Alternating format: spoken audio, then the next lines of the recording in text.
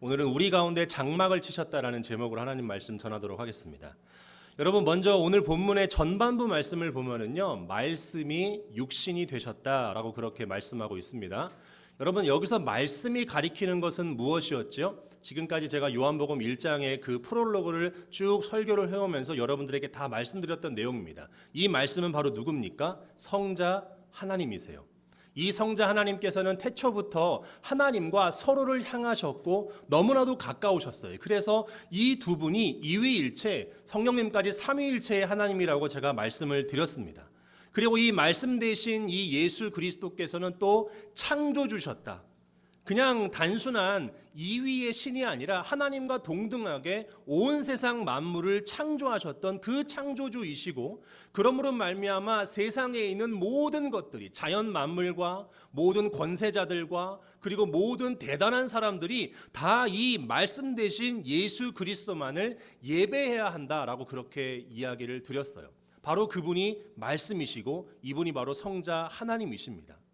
그런데 여러분, 이 말씀 대신 성자 하나님 대신 예수 그리스도께서 뭐가 되셨다고 오늘 본문이 이야기를 합니까? 육신이 되었대요. 육신. 헬라어로 사륵스입니다. 말씀, 하나님, 그 신적 존재가 육신이 되었대요. 헬라어로 사륵스라는 표현은요, 기본적인 의미는 사람이나 또는 사람의 몸을 가리킬 때 사용되는 표현입니다. 한번 좀 확인해 볼게요. 우리 요한복음 17장 2절 상반절 말씀 같이 한번 읽어보도록 하겠습니다. 시작. 아버지께서 아들에게 주신 모든 사람에게 영생을 주게 하시려고. 이 사람이나 사람의 어떤 신체를 가리킬 때 이 사륵스라는 표현이 사용되는데, 이러한 기본적인 의미뿐만 아니라 이 사륵스에는요, 신학적인 의미가 있어요. 영어 성경에 보면은요, 이 사륵스를 옮길 때에 바디로 옮기지 않아요. 뭘로 옮기냐면 플래시로 옮깁니다. 우리 한길이 바디와 플래시의 차이가 뭔지 얘기해 줄 수 있어요? 예, 바디는 그냥 몸이죠. 예, 그냥 우리의 바디예요. 근데 플래시도 육이고 몸인데 이건 약간 좀 가치가 들어가 있는 의미입니다. 육은요, 영어 사전만 찾아봐도 이 플래시라는 단어에는, 바디라는 단어는 이런 뜻이 없는데 플래시에는 유욕이라든가 정욕이라는 의미가 있어요. 이 사륵스는 바로 이 플래시입니다. 그렇기 때문에 이 사륵스란 말은요, 그냥 단순히 인간 몸을 가리키는 것을 넘어서서 인간의 그 연약함과 인간의 그 어떤 욕정과 그런 것을 내포하고 있는 거죠. 또 말씀을 좀 확인해 보겠습니다. 요한복음 6장 63절 말씀입니다. 같이 읽어볼게요. 시작. 살리는 것은 영이니 육은 무익하니라. 내가 너희에게 이른 말은 영이요 생명이니라. 육은 어때요? 무익한 거예요. 쓸모없는 겁니다. 이게 바로 사륵스예요. 로마서 7장 5절도 한번 확인해 볼게요. 시작. 우리가 육신에 있을 때에는 율법으로 말미암는 죄의 정욕이 우리 지체 중에 역사하여 우리로 사망을 위하여 열매를 맺게 하였더니. 육신은 너무나도 연약하고 무익해서 하나님 말씀대로 살 수도 없고 매일같이 죄를 짓고 연약함 가운데 있는 것이 바로 육신이고 사륵스예요. 그런데 하나님이 이 사륵스가 되셨다는 것입니다. 성자 예수 그리스도께서 이 연약하고 무익한 육을 입게 되었다는 거예요. 이게 오늘 본문의 서두에서 하나님께서 우리에게 주시는 말씀입니다. 이것을 통해서 주님께서 우리에게 무엇을 말씀하려고 하시는 것일까요? 첫 번째로 우리에게 독특한 신관을 제시하시는 것입니다. 여러분, 어느 종교든지 어느 경전이든지 한번 찾아보세요. 신이 사륵스가 됐다, 신이 육을 가진 연약한 존재가 됐다, 이렇게 말하는 것은 단 하나도 없습니다. 그런 철학이나 종교는 단 하나도 없어요. 주님께서는 이걸 말씀하시는 겁니다. 하나님이 육신이 되심으로써 이분만이 구원자라는 거예요. 왜 그러냐면, 여러분 한번 생각해 보세요. 초월적이기만 한 신이 우리들을 구원할 수 있을까요? 진짜 신적 존재, 엄청난 능력이 있어요. 그런 신적 존재가 인간을 구원할 수 있을까? 구원 못해요. 왜 그럴까요? 인간을 모릅니다. 그냥 하늘에서 그 신전에서 신선 노릇만 하고 있어요. 그게 그리스 로마 신화에 나오는 신들 아닙니까? 뭐 제우스라던가 뭐 있잖아요, 여러 신들. 생각이 별로 안 나네. 포세이돈은 바다에 있겠죠. 아무튼 그 하늘의 신전에서 신선 노름을 하는 신들이 인간을 알까요? 인간을 몰라요. 어떤 처지에 인간들이 속해 있고 어떤 아픔과 고통을 당하는지 모릅니다. 그 신들은 그냥 가끔 가다가 기분 나쁘면 막 홍수 일으키고요, 번개 내리고요, 그냥 막 짜증과 이상한 성격의 소유자들이 그런 신들 아닙니까? 이 신들은요, 인간을 구원 못해요. 그러면은 내재성을 지닌 신들이 또 있습니다. 그런 것들이 뭐가 있습니까? 여러분 국사 시간에 옛날에 배웠죠. 토테미즘 이런 거 배웠죠? 예, 토테미즘, 뭐 샤머니즘이라던가 애니미즘 같은 거 있잖아요. 정령신앙이라던가 동물 숭배하는 거, 그렇죠? 이런 거는 세계 내에 존재하는 어떤 그러한 신적 존재, 그런 것들입니다. 근데 이런 것들이 우리를 구원할 수 있을까요? 구원하지 못합니다. 왜 그럴까요? 우리와 비슷한 세계 안에 속해 있는 그냥 또 다른 한 개체일 뿐이에요. 얘네들은 우리를 구원할 수 없어요. 무속신앙도 마찬가지입니다. 굿한다고 달라질 거 없습니다, 여러분. 타로점 같은 거 요즘에도 보나요? 그런 거 한다고 우리의 미래를 알 수 없어요. 여기 막 끄덕끄덕하네요. 전과가 있나 봐요, 타로점. 예, 보시면 안 됩니다. 예. 그런 게 우리를 구원할 수 없어요. 막 굿하고 무슨 뭐 요즘에는 법사들이 유행하죠? 예, 법사들이 찾아가고 뭐 이렇게 어드바이스 얻는다고 우리의 인생이 변하지 않아요. 왜냐하면 그 사람들은 세계 내의 존재들이에요. 우리를 구원할 수가 없는 것입니다. 그런데 예수 그리스도는 달라요. 이분은 하나님이십니다. 그러면서 동시에 인간이신 거예요. 초월성과 내재성을 둘 다 가지고 계신 분이 바로 예수 그리스도예요. 이런 종교, 이런 신, 이런 구원자는요, 다른 곳에 아무데도 없어요. 예수님 스스로가 자신을 어떻게 증거하셨는지를 좀 확인해 보도록 하겠습니다. 우리 요한복음 5장 21절부터 23절에 있는 말씀인데 조금 길죠? 그래도 한번 우리 힘을 내서 같이 한번 읽어보겠습니다. 시작. 아버지께서 죽은 자들을 일으켜 살리심 같이 아들도 자기가 원하는 자들을 살리느니라. 아버지께서 아무도 심판하지 아니하시고 심판을 다 아들에게 맡기셨으니 이는 모든 사람으로 아버지를 공경하는 것 같이 아들을 공경하게 하려 하심이라. 아멘. 여기 보니까 예수님께서 자기 주장을 하시는데 뭐라 그래요? 아버지가 죽은 자들 살리는 것처럼 아들도 살린다는 거죠. 아버지가 심판하시는 것처럼 아들도 심판한다는 거예요. 그래서 아버지를, 즉 하나님을 공경하시듯이 아들도 공경하게 한다. 무슨 얘기를 하는 거죠? 예수님이 바로 신이라는 거죠. 하나님이라는 것을 이야기해 주는 거죠. 우리 요한복음 8장 25절도 같이 읽습니다. 시작. 그들이 말하되 내가 누구냐? 예수께서 이르시되 나는 처음부터 너희에게 말하온 자니라. 마리아에게서 그냥 출생한 그런 사람이 아니라 그 이전부터, 만세 전부터, 영원 전부터, 이 우주가 창조되기 전부터 존재하셨고 계속해서 말씀해 오신 분이에요. 아브라함보다도 먼저 있었던 분이 바로 이 예수님이라는 것입니다. 예수님은 자기가 하나님이라고 그렇게 증언한 거죠. C.S. 루이스라는 사람이 있습니다. 나니아 연대기 아시죠, 여러분? 3탄까지 나왔는데 4탄은 잘 안 나오더라고요. 아무튼 이제 그 3탄까지 나온 나니아 연대기의 이 저자인 C.S. 루이스가 뭐라 그랬냐면 예수님은 둘 중에 하나래요. 첫 번째, 완전 정신병자거나, 두 번째, 아니면 진짜 하나님이시거나. 그런데 예수님을 정신병자로 보기에는 그분의 삶이 너무나도 고결했어요. 그리고 그분의 삶이 너무나도 대단했고요. 그분의 능력이 너무나도 엄청났습니다. 그래서 정신병자는 아닌 것 같아요. 그렇다면 한 가지 남아있는 선택지는 뭐예요? 이분은 하나님의 아들이에요. 하나님이신 것입니다. 이게 예수님의 자기 주장이에요. 그리고 또 히브리서에서는요, 예수님을 이 세계 내에 연약한 존재였다고 말씀하고 있습니다. 히브리서 2장 18절 말씀입니다. 같이 읽어봅니다. 시작. 그가 시험을 받아 고난을 당하셨은즉 시험 받는 자들을 능히 도우실 수 있느니라. 신이심에도 불구하고 그 신전에서 그냥 거기서만 혼자 지내시는 것이 아니라 이 땅에 내려와 가장 낮고 낮은 땅, 그 이 말구유에서 태어나셔서 우리의 연약함과 모든 것들, 우리가 시험받는 모든 것들, 우리의 이 사륵스가 경험하게 되는 그 모든 실제와 실존들을 다 경험하셨어요. 그렇기 때문에 우리를 어디에서 무엇을 어떤 부분에서 구원해야 되는 줄을 예수님이 아신다는 것입니다. 그래서 십자가에 못 박히셨다는 거예요. 그래서 성경은요, 예수님만이 구원자라고 우리에게 말씀하고 있는 거죠. 사도행전 4장 12절 말씀 같이 한번 읽어보도록 할게요. 시작. 다른 이로서는 천하 사람 중에 구원을 받을 만한 다른 이름을 우리에게 주신 일이 없음이라 하였더라. 아멘.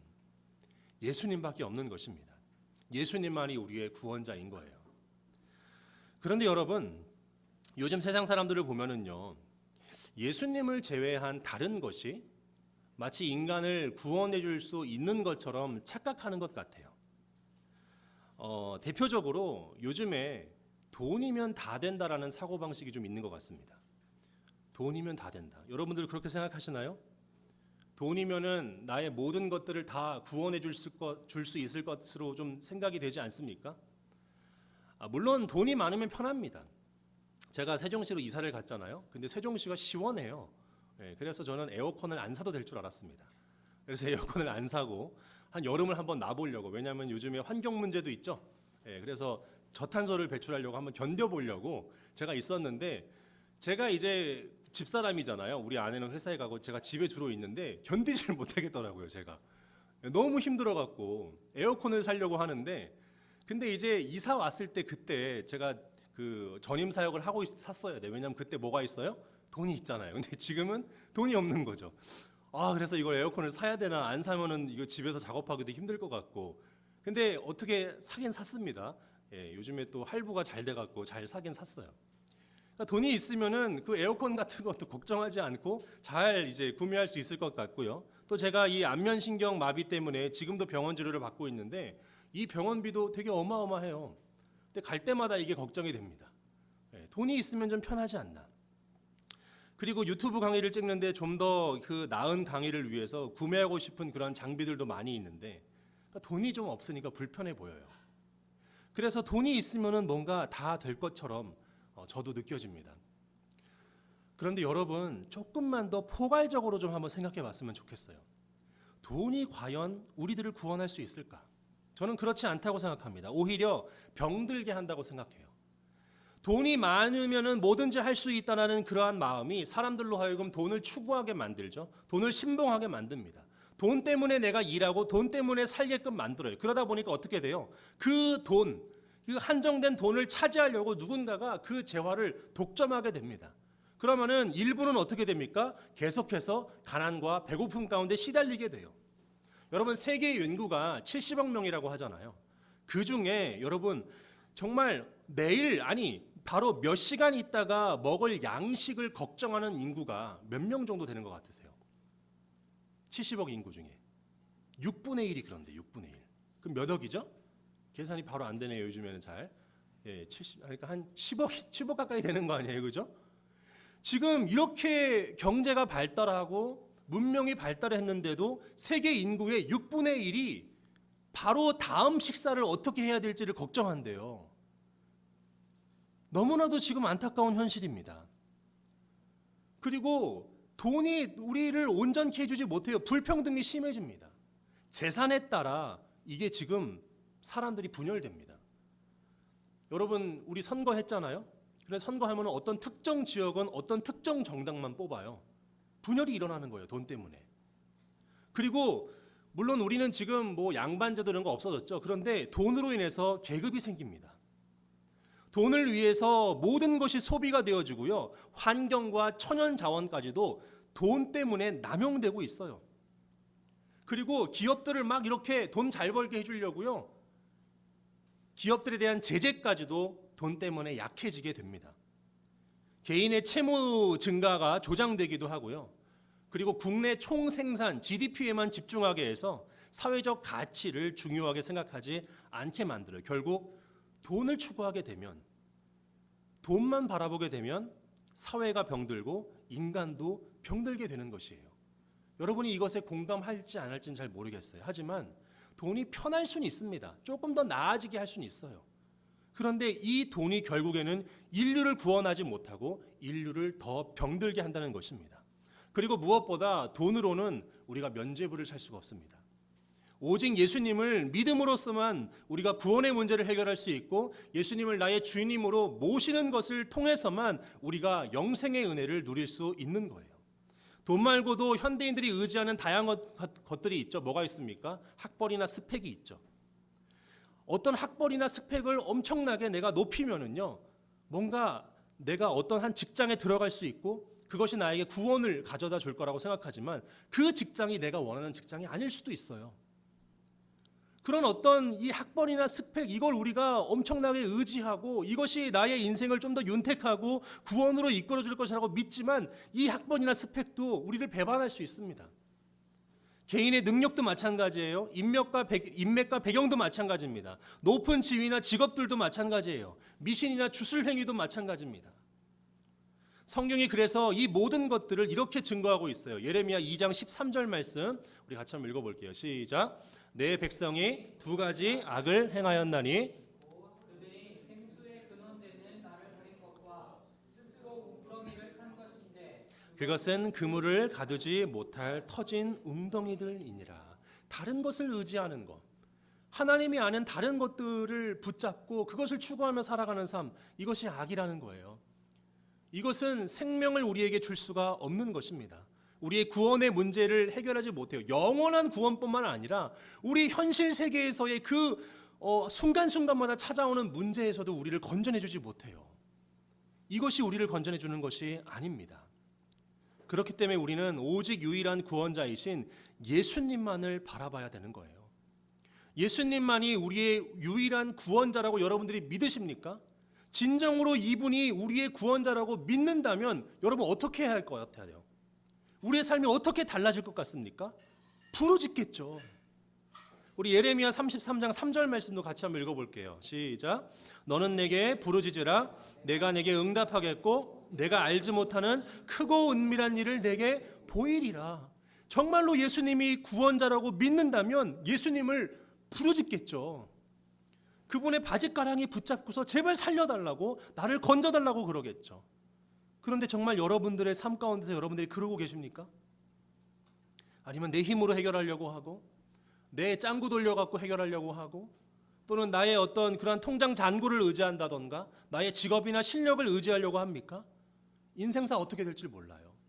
높은 자리에 있다가도요, 대통령 하다가도 감옥에 가는 것이 현실입니다. 어떻게 될지 몰라요. 우리 친인척 중에 한 명이 비행기 기장이에요. 해외에. 그분은 돈을 얼마나 벌까요? 어마어마하게 벌어요. 예, 저는 상상도 못했어요. 그런데 그 친구가요, 갑자기 지금 실직 위기에 생겼어요. 왜냐하면은 그 같이 운행했던 그 같이 기장이 실수를 해갖고, 근데 그 실수가 외국인 노동자잖아요. 그 우리 친인척 그분도요. 그러니까 언어를 그렇게 막 잘할 수도 없고 여러 가지 핸디캡이 많잖아요. 다 덤탱이를 씌운 거야. 그래서 그만두게 되는 상황이 지금 발생하고 있어요. 기도해달라 그러더라고요. 이게 인생이에요. 영어를 너무 잘합니다. 그리고 좋은 직장에 들어갔어요. 돈도 너무 잘 벌어요. 어떻게 될지 모르는 거예요. 우리를 구원해 줄 수 없다는 것입니다. 예수님만이 구원자예요. 너는 내게 부르짖으라. 그러면 내가 내게 응답하겠고, 이게 약속이에요. 내가 알지 못하는 크고 은밀한 일을 내게 보이리라.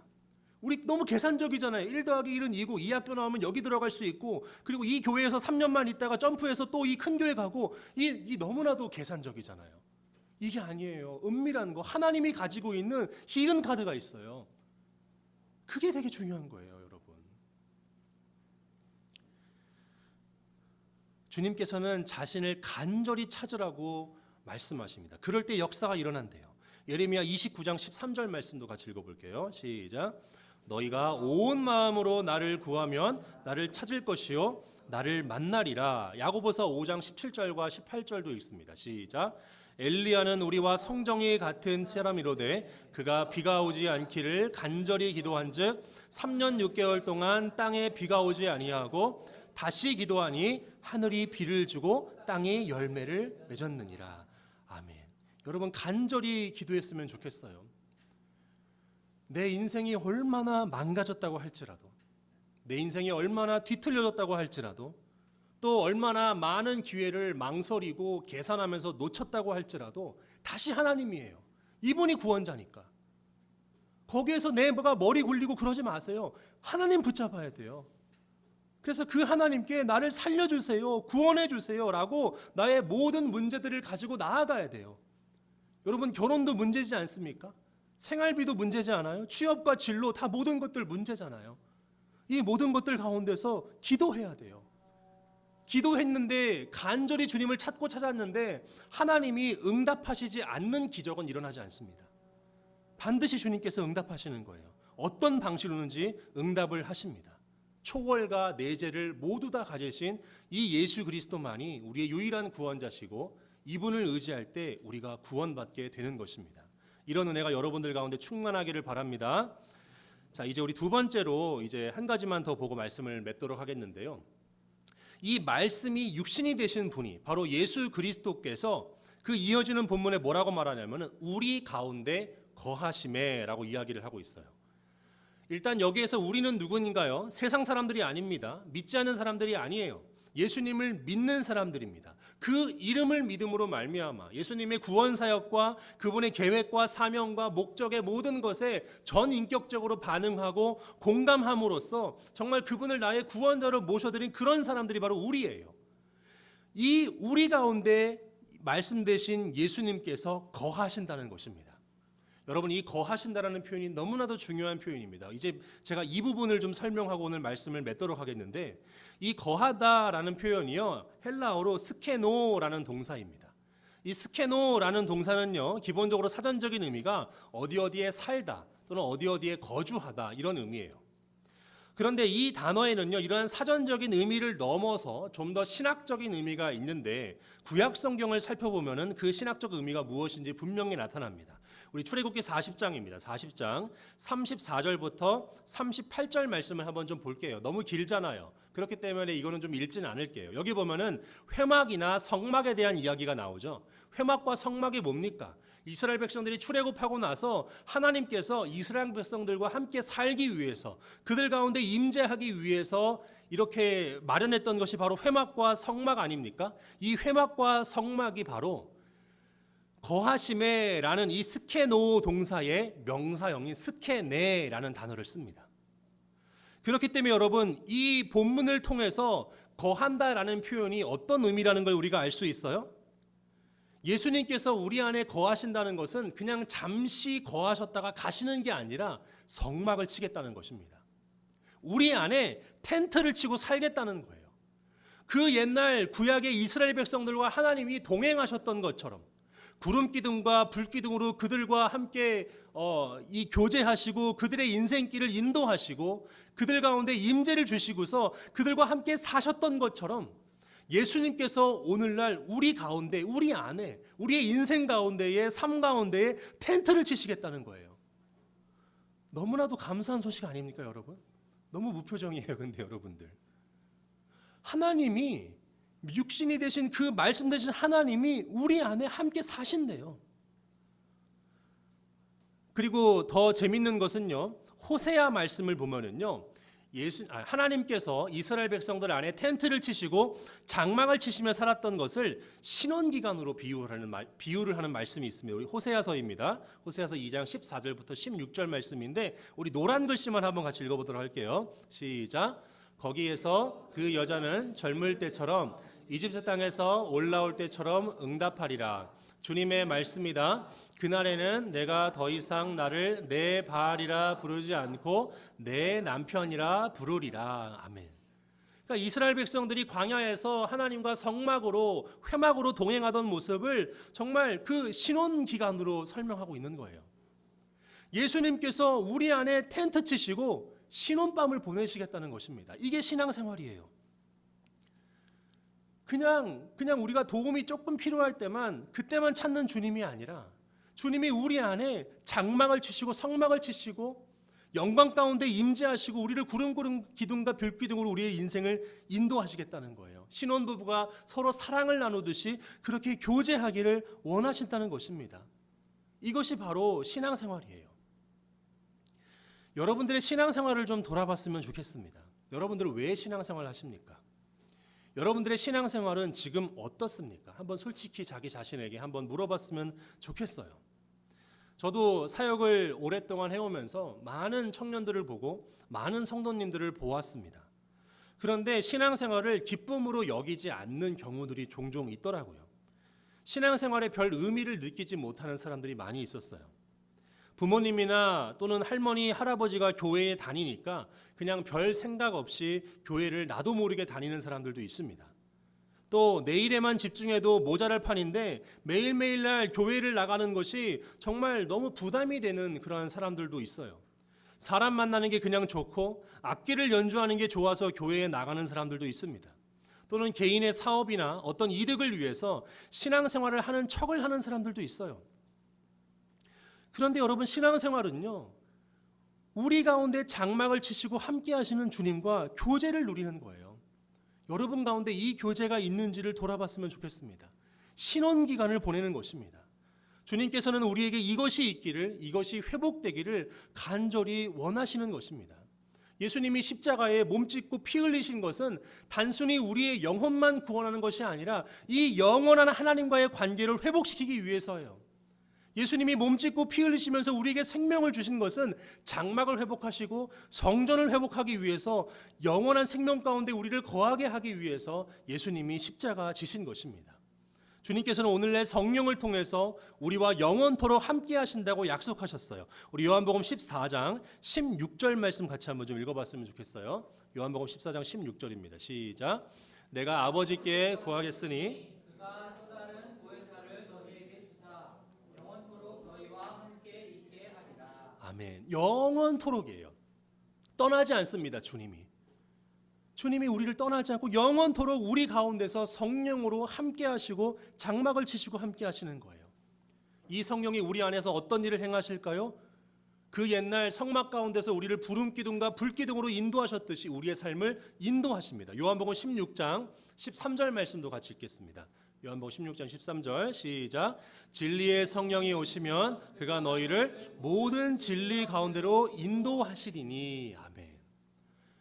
여러분, 일상생활에서 주님이 인도하시는 것을 경험합니까? 저 이번 주에 한번 경험했어요. 어떤 일이 있었냐면 제가 진로 때문에 좀 요즘에 다시 또 고민이 깊어졌어요. 근데 제가 수요일 날 새벽에 잠자다가 일어났는데 이런 일이 별로 없거든요. 근데 찬송가를 부르면서 일어난 경험 있습니까, 여러분? 근데 그 찬송가가 몇 장이었는지는 제가 못 적어 왔는데 딱 워딩이 이거였어요. 어디를 가든지 겁낼 것 없네, 어디든지 예수 함께 가려네. 이거를 무한 반복으로 혼자 부르면서 일어났어요. 시계를 보니까 5시 15분이야. 아, 일어난 김에 새벽 기도를 가자. 그래서 집 앞에 있는 산성교회에 가서 새벽 기도를 드렸는데 그 담임 목사님이 새벽 기도 때 설교를 하시면서 뭐라 그러냐면 저한테 이래요. 저한테 그런 거 제가 그렇게 받아들인 거죠. 저한테 직접 얘기한 게 아니라 설교 시간에 얘기한 겁니다. 뭐라 그러셨냐면 12정탐꾼 이야기를 하면서 정탐꾼 중에 그 10명은 안 좋은 것만 봤대요. 그리고 그 여호수아와 갈렙은 물론 안 좋은 것이 보였겠죠. 안 보였겠습니까? 보였습니다. 그런데 좋은 것만 본 거예요. 근데 제 상황을 제가 여러분들에게 구체적으로 나눠드릴 수는 없어요. 나중에는 여러분들에게 좀 나눌 수는 있겠지만, 근데 그 두 인도하심을 준 거예요. 좀 신기하지 않습니까? 예, 저는 개인적으로 되게 신기한데 그 컨텍스트를 더 설명하면 여러분들이 더 신기해할 텐데, 근데 그게 아니어가지고 좀 아쉽긴 하지만, 아니 이 일상에서 저의 그 문제 가운데에 주님께서 또 이렇게 인도하시는 겁니다. 어디를 가든지 거기 불평하지 말고 거기에 안 좋은 것만 보지 말고 좋은 것 봐라. 그리고 가라. 근데 저는 순종을 못했어요. 거기에 아무리 생각해도 못 버틸 것 같고 힘들 것 같아서 거기에 못 갔습니다. 그래서 주님 다음번에 한 번 더 진하게 인도하여 주시옵소서. 예, 지금은 열심히 버팀목 교회를 잘 섬길게요 라고 이렇게 기도를 했었습니다. 인생에서 우리를 이렇게 인도하시는 겁니다. 이게 신앙생활이에요. 살아있지 않습니까, 여러분? 그리고 성령 안에서 주님과 기쁨의 교제를 누리게 하십니다. 계시록 3장 20절 말씀을 한번 같이 또 읽어볼게요. 요한계시록 3장 20절입니다. 시작. 볼지어다 내가 문 밖에 서서 두드리노니 누구든지 내 음성을 듣고 문을 열면 내가 그에게로 들어가 그와 더불어 먹고 그는 나와 더불어 먹으리라. 잔치하겠다는 거, 파티한답니다. 파티. 주님께서 두드리신다니까요. 여러분들을요. 여러분들의 마음을 활짝 열고 주님을 받아들이시는 거예요. 무엇을 든지 주님과 함께 살겠다. 어디를 갔는지 주님과 함께 걸어가겠다. 주님만이 나의 구원자시고 주님만이 나의 영광이시고 나의 소망입니다. 내가 주님만을 사랑합니다. 이 마음 갖는 거죠. 이게 신앙생활이에요. 물론 현실이 각박할 수 있습니다. 저도 각박해요. 저도 열심히 지금 파트로만 사역을 하고 있기 때문에 매달 생계비를 벌어야 됩니다. 열심히 번역을 하고 있어요. 그것 때문에 마감 기한 맞춰야 되잖아요. 출판사 일해보시면 알잖아요. 겁나 번역하고 있어요. 열심히. 너무 각박해요. 기도할 시간도 없는 거죠. 그럼에도 불구하고 염려하지 말아야 돼요. 시편 37편 25절 말씀에 내가 어려서부터 늙기까지 의인이 버림을 당하거나 그의 자손이 걸식함을 보지 못하였도다. 우선순위가 주님이 돼야 돼요. 우리 굶지 않습니다. 우린 죽지 않아요. 마태복음 6장 33절 말씀에 그런즉 너희는 먼저 그의 나라와 그의 의를 구할 때에 주님과 온전히 교제하는 것에 더 집중할 때에 뭘 채워주십니까? 모든 것들을 다 주님께서 책임져 주신다는 거예요. 이게 약속의 말씀입니다. 그래서 여러분들의 문을 두드리는 거예요. 그리고 여러분 시간이 많지 않아요. 지금이 마지막 때 중에서도 가장 마지막 때입니다. 물론 그 마지막 최종 마지막 어딘지 몰라요. 성경이 기록되어 있을 때도 종말의 때였거든요. 근데 지금은 더욱더 가까워진 종말의 때예요. 예수님이 내일 모레 오신다 그래도 정말로 이상할 게 하나도 없는 그런 시대를 살아가고 있어요, 여러분. 그런데 예수님이 다시 오실 때에 우리가 부끄러우면 안 돼요. 우리 항상 종말을 살아가야 됩니다. 언제 죽을지도 몰라요. 눈 감았다가 뜨면 바로 주님 앞일 수도 있어요. 무엇을 위해서 우리가 살아가야 되는가? 이거를 고민해 보셔야 돼요. 로마서 13장 11절부터 12절 말씀도 우리 한번 같이 읽어볼게요. 시작. 또한 너희가 이 시기를 알거니와 자다가 깰 때가 벌써 되었으니 이는 이제 우리의 구원이 처음 믿을 때보다 가까웠음이라. 밤이 깊고 낮이 가까웠으니 그러므로 우리가 어둠의 일을 벗고 빛의 갑옷을 입자. 정말 가까워졌어요. 이제 열처녀 비유 아시잖아요, 그죠? 5처녀는 기름을 준비하지 않았고 나머지 5처녀는 기름을 준비했어요. 이 기름 준비한 성령 충만함을 준비한 주님과 교제를 온전히 유지했던 사람만이 잔치, 천국 잔치에 들어갔습니다. 여러분 스스로를 점검해야 돼요. 복된 신앙생활을 놓치면 안 됩니다. 그래서 저는 결단하기를 내일부터 다시 새벽 기도를 나가려고 그래요. 누가 시킵니까 저한테? 전임할 땐 누가 시켰어요. 그래서 보고서 냈습니다. 몇 번 출석했는지. 근데 그게 축복이야, 여러분. 힘든 줄 알아. 그때는 막 짜증 나거든요. 아, 왜 옛날에 길선주 목사님이 새벽 기도를 해갖고 이렇게 우리를 괴롭게 하나. 그런 어려움이 있었지만, 근데 그게 복이에요.